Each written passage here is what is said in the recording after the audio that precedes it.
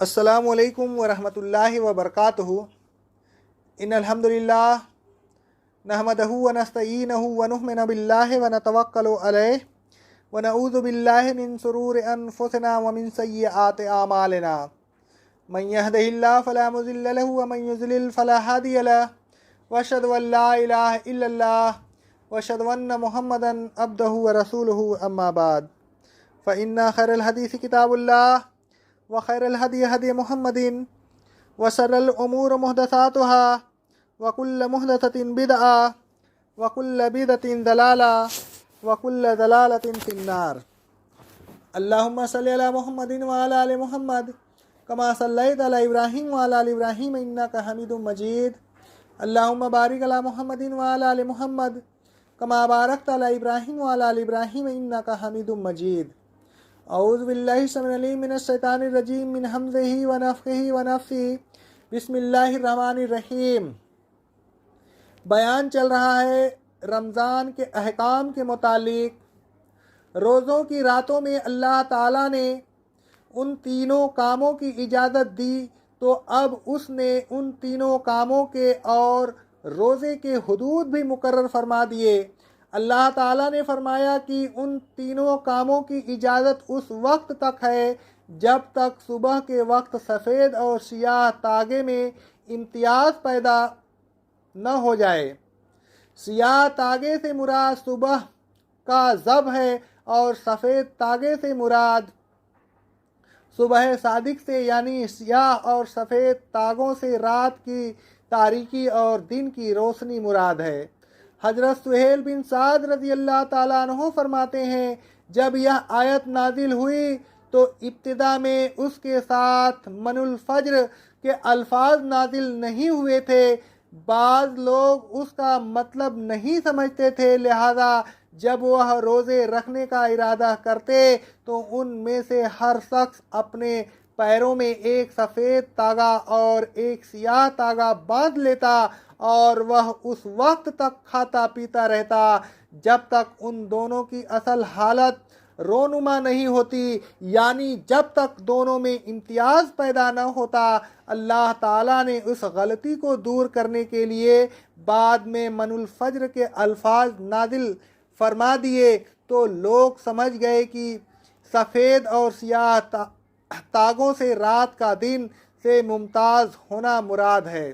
صحیح بخاری اور صحیح مسلم کی حدیث ہے، کتاب الصیام کی ہے۔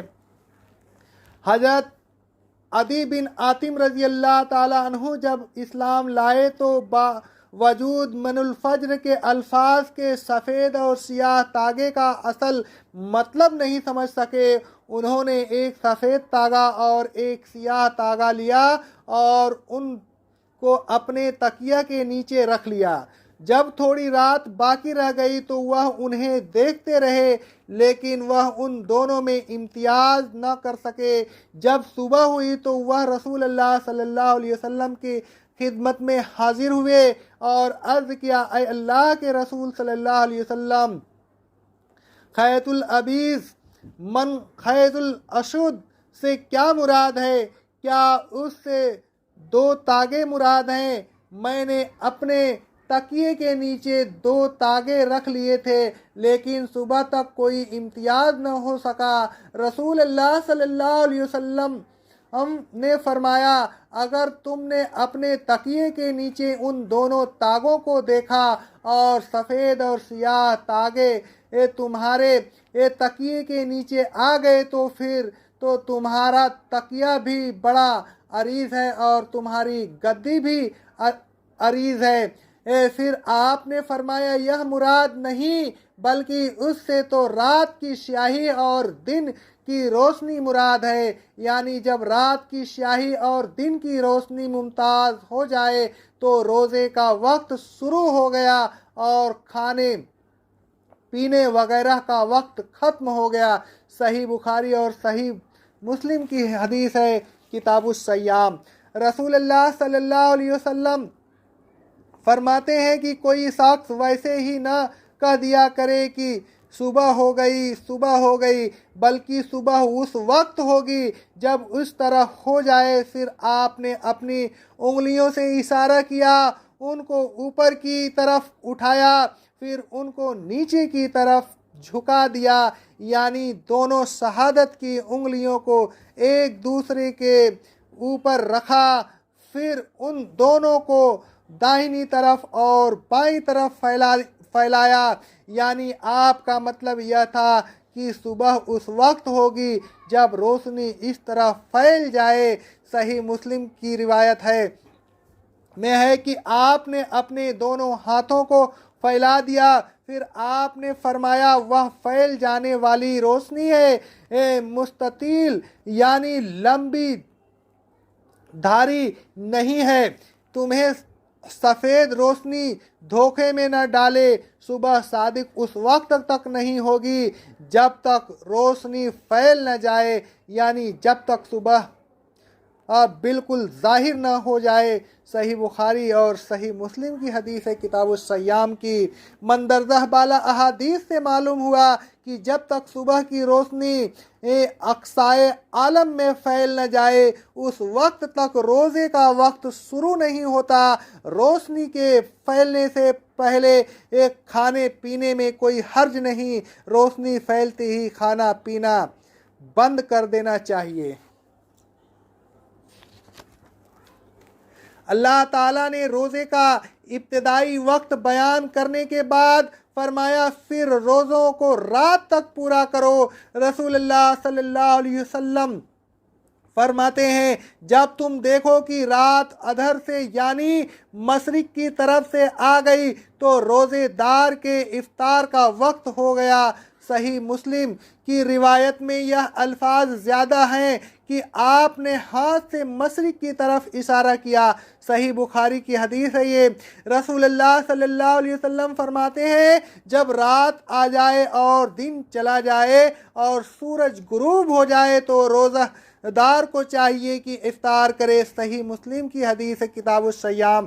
حضرت عبداللہ بن ابی اوفی رضی اللہ تعالیٰ عنہ کہتی ہیں اے رسول اللہ صلی اللہ علیہ وسلم ستو پیے، پھر اپنے ہاتھ سے اشارہ کر کے فرمایا جب سورج ادھر غائب ہو جائے اور رات ادھر سے آ جائے تو روزے دار کو افطار کر لینا چاہیے۔ صحیح مسلم کی حدیث ہے یہ۔ مندرجہ بالا احادیث سے ثابت ہوا کہ روزے کا وقت اس وقت شروع ہوتا ہے جب صبح کے وقت دن کی روشنی پھیل جائے اور اس وقت ختم ہوتا ہے جب شام کے وقت مغرب میں سورج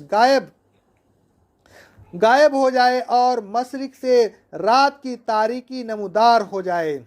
اعتکاف۔